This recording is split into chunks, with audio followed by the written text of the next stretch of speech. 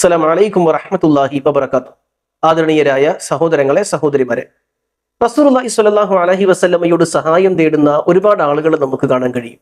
അത്തരം സഹായ തേട്ടങ്ങൾ അത് മരണപ്പെട്ടു പോയവരോടുള്ള തേട്ടമാണ്, ദുആഇന്റെ പരിധിയിൽ വരും. അതുകൊണ്ട് റസൂലുള്ളാഹി സ്വല്ലല്ലാഹു അലൈഹി വസല്ലമയോട് തേടരുത്, അള്ളാഹുവിനോട് മാത്രമാണ് തേടേണ്ടത് എന്ന് പറയുമ്പോൾ അവരൊക്കെ ഉദ്ധരിക്കുന്ന ഒരു തെളിവാണ് റസൂലുള്ളാഹി സ്വല്ലല്ലാഹു അലൈഹി വസല്ലമയുടെ ഖബറിനരികിൽ നിന്ന് യാ മുഹമ്മദു എന്ന് വിളിച്ചാൽ, യാ മുഹമ്മദ്, യാ മുഹമ്മദു എന്ന് വിളിച്ചാൽ ല അജബ്തു ല ഉജീബന്നഹു, ഞാൻ ഉത്തരം തരുമെന്ന് റസൂല് പറഞ്ഞിട്ടുണ്ടല്ലോ.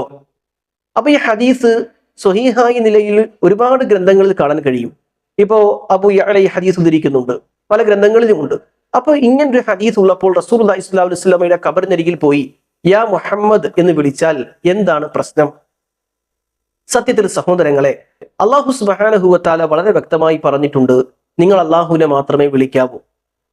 അള്ളാഹുവിന് പുറമെ വിളിച്ചു പ്രാർത്ഥിക്കുന്ന ആളുകൾക്ക് യാതൊരു വിധേനയുള്ള പ്രമാണവും അതിനില്ല. ഇത് ഇസ്ലാമിന്റെ അടിത്തറയാണ്. അതുകൊണ്ട് തന്നെ റസൂലുള്ളാഹി സ്വല്ലല്ലാഹു അലൈഹി വസല്ലമയോട് ഒരാൾ സഹായം തേടിയാൽ ദുആ തന്നെയാണ്. അപ്പോൾ സംശയം ഉണ്ടാകും, മേൽപ്പറഞ്ഞ ഹദീസോ, ഈ ഹദീസ് മഹാനായ ഈസാ നബി അലൈഹിസ്സലാത്തു വസ്സലാമയുടെ മുഅ്ജിസത്തായി അവസാന നാളുകളിൽ സംഭവിക്കാനിരിക്കുന്ന ഒരു സംഭവത്തെക്കുറിച്ച് വിശദീകരിക്കുന്ന ഹദീസിന്റെ ഒരു ഭാഗം മാത്രം എടുത്താണ് ഇവർ പറയുന്നത്. ആ ഹദീസ് പരിപൂർണമായും വായിച്ചു കഴിഞ്ഞാൽ ഈ സംശയം ഇവിടെ അവസാനിക്കും. എന്താണ് ഹദീസിന്റെ ആശയം? അന്ന സഈദ് അൽ-മഖ്ബരിയ അഖ്ബറഹു അന്നഹു സമിഅ അബൂ ഹുറൈറ യഖൂൽ, അബൂ ഹുറൈറ റളിയല്ലാഹു അൻഹു പറയുന്നത് കേട്ടു. സമിഅതു റസൂലുള്ളാഹി സ്വല്ലല്ലാഹു അലൈഹി വസല്ലം യഖൂൽ, അബൂ ഹുറൈറ റളിയല്ലാഹു അൻഹു പറയുന്നു, ഞാൻ റസൂൽ പറഞ്ഞതായി കേട്ടിട്ടുണ്ട്. വല്ലദീ നഫ്സു അബിൽ ഖാസിം ബിയദിഹി ലയൻസിലന്ന ഈസ ഇബ്നു മറിയമ ഇമാമൻ മുഖ്സിതൻ വഹഖമൻ അദലൻ. മഹാനായ ഈസാ നബി അലൈഹി സ്വലാത്തു വസ്സലാം ഇറങ്ങി വരിക തന്നെ ചെയ്യും. അള്ളാഹുവാണ് സത്യം. റസൂല് പറയുന്നു, നീതിമാനായ ഭരണാധികാരിയായി ഇറങ്ങി വരിക തന്നെ ചെയ്യും. വലയക്സിറന്ന സ്വലീബ വലയഖ്തുലന്നൽ ഖിൻസീർ, പന്നിയെ കൊല്ലും, കുരിശുകൾ തകർക്കും. വലയുസ്ലിഹന്ന ദാത്തൽ ബൈൻ, ആളുകൾക്കിടയിൽ സുൽഹ് ഉണ്ടാക്കും. വലയുദ്ഹിബന്ന ശഹ്നാഅ, ആളുകളുടെ വിദ്വേഷം, പരസ്പരം മനുഷ്യന്മാരുടെ ഹൃദയങ്ങളിൽ നിന്ന് വിദ്വേഷം ഈസാ നബി എടുത്തു കളയും. ധാരാളം പൈസ നൽകപ്പെടും, പക്ഷേ അദ്ദേഹം അത് സ്വീകരിക്കുകയില്ല. പിന്നീട് എന്റെ ഖബറിനരികിൽ ഈസാ നബി വരും. എന്നിട്ട് യാ മുഹമ്മദു, ഏ മുഹമ്മദേ എന്ന് വിളിക്കും.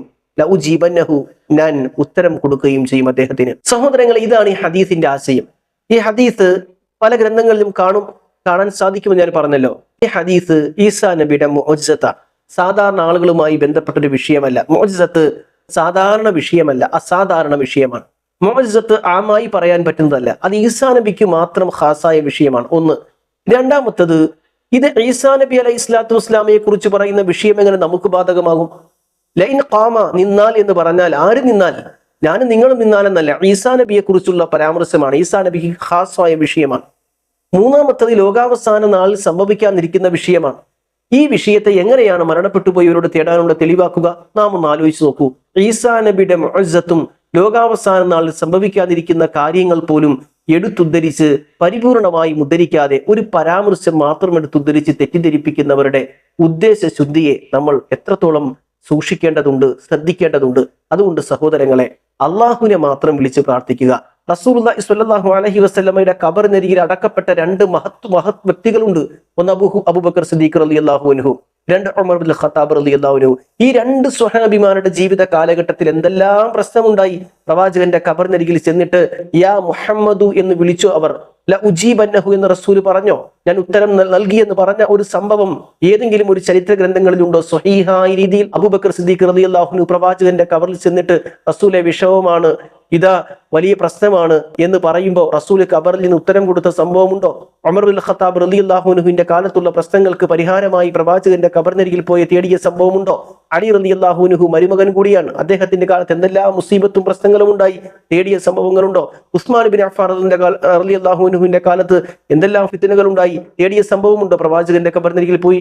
എന്റെ പ്രിയപ്പെട്ട സുഹൃത്തുക്കളെ, മുൻഗാമികൾക്ക് പരിചയമില്ലാത്ത, അവർ ചെയ്യാത്ത, അവർ മനസ്സിലാക്കാത്ത ആശയങ്ങൾ സൃഷ്ടിച്ച് ജനങ്ങളെ പറ്റിക്കുന്ന ഇത്തരത്തിലുള്ള ഒരു രീതിയുണ്ടല്ലോ, അത് അവസാനിപ്പിക്കണം. അള്ളാഹുൽ തവക്കുലാക്കി മുന്നോട്ട് പോകുക.